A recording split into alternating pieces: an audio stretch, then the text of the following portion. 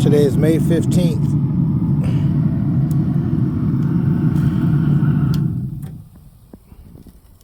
My mom had a heart attack a couple days ago and she's still in the hospital, so to keep my mind off things, I marinated and smoked a bunch of my honey smoked brown sugar chicken for the homeless today. So that's what all the homeless will be getting today. I got 10 of those. Look at that.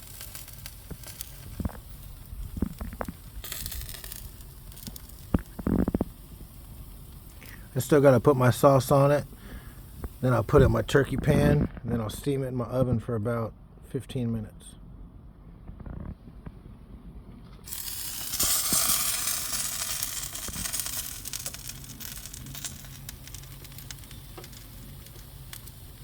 Appreciate you watching.